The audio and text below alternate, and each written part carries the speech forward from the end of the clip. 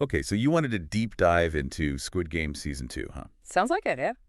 Looks like you're not the only one, by the way. Mm-hmm. I mean, look at all this stuff. Reviews, wiki deep dives, think pieces. What? A lot of buzz. A lot of buzzes, right? Okay.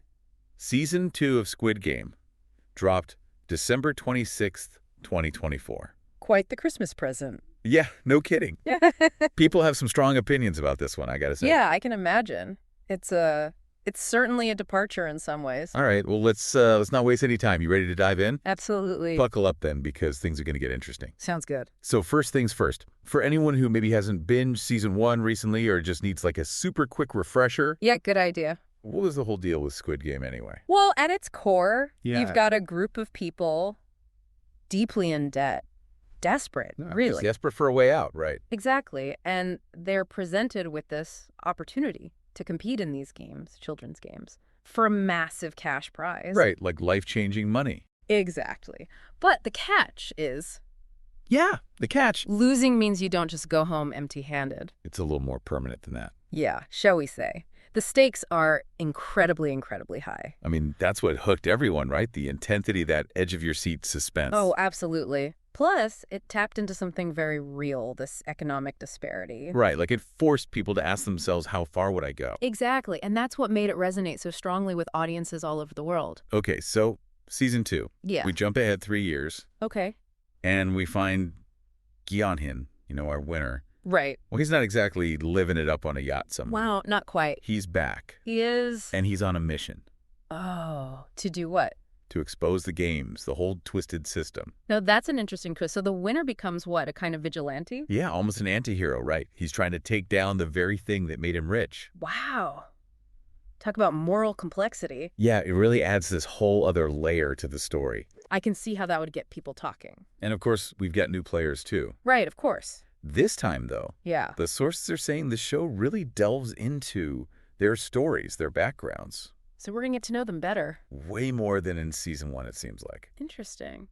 Do you think that makes their fates even more impactful? Oh, for sure. You're invested in them, you understand their motivations. Right, their desperation. And it makes the whole thing that much more heartbreaking.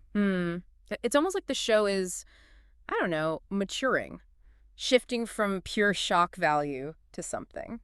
Yeah, more nuanced. Exactly. Like it's exploring the human cost of all this, Yeah. the ripple effects that go way beyond the games themselves. Which, speaking of, not everyone's thrilled with the direction of Season 2, Oh, really? I mean, some critics are loving it. Decider, for instance. Well, They call it a thrilling return, praising the new characters and all the plot twists. yeah, I can see that. It's definitely intriguing seeing Gi-hun navigating this world from a new perspective. Plus, all these new players, the dynamics between them. It's definitely a recipe for some edge-of-your-seat moments. Oh, totally. But then you have publications like Yeah. The Atlantic. They actually feel like the pace is dragging in the early episodes. Why do they say that? They argue that Season 1 was just nonstop action. Those games kept the adrenaline pumping. Yeah, I get that. And without that constant tension, Season 2 feels a little slow, apparently.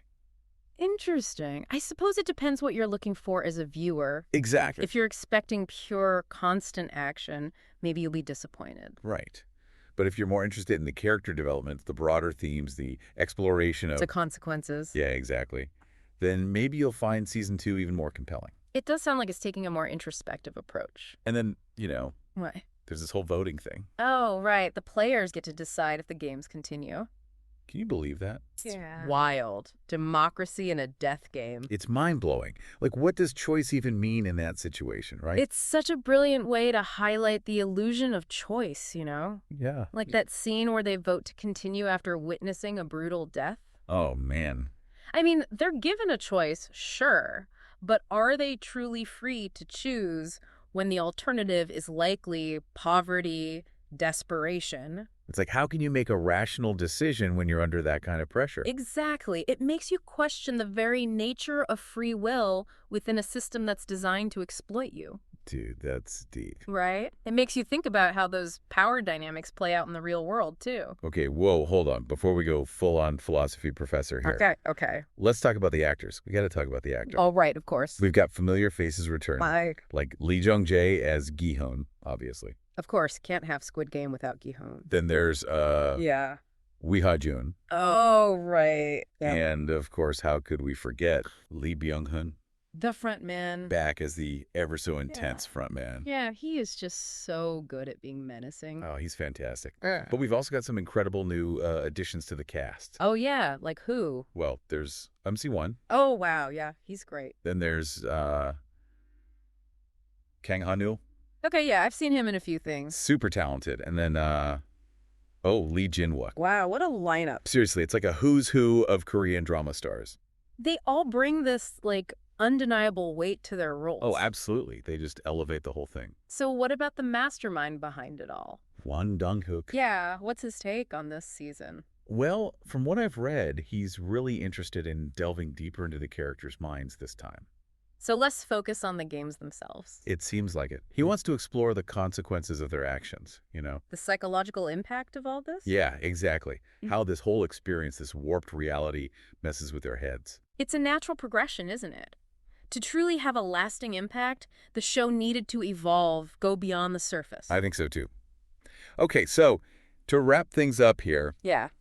we've got a winter-turned vigilante. Heck. New players with way more complex backstories. Yeah. A slower pace that focuses on introspection, the psychological stuff, Yeah. and a voting system that makes us question, like, the very nature of choice. Check, check, check. It's safe to say Season 2 is a whole new beast. A beast that asks some seriously uncomfortable questions about ourselves, about the systems we live in. Right. It's not just about the games anymore. It's about us, the viewers, and how we relate to all this. It's forcing us to look beyond the surface and confront the real human cost of desperation. Okay, well, there you have it, folks. Your crash course on Squid Game Season 2. Enjoy the ride. But before you dive in, Yeah. one last thought to ponder. I like it. This whole thing about the ramifications of the characters' choices, right? Right. What does that mean for Gi-hun? I mean, he technically won, but is he truly free? Good question. Did he even have a choice when he decided to come back and fight this system?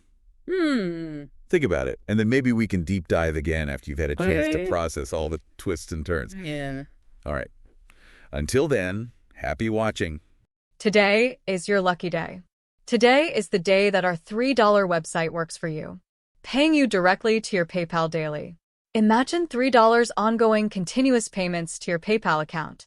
Imagine falling asleep and waking up to $300 in your PayPal account. How would this make you feel? How could this help you? What bills could you pay? What kind of fun could you have?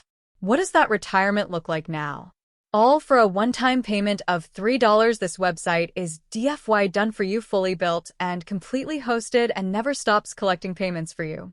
You have spent $3 on coffee on a regular, but that coffee won't help you create multiple streams of income. Click the link below.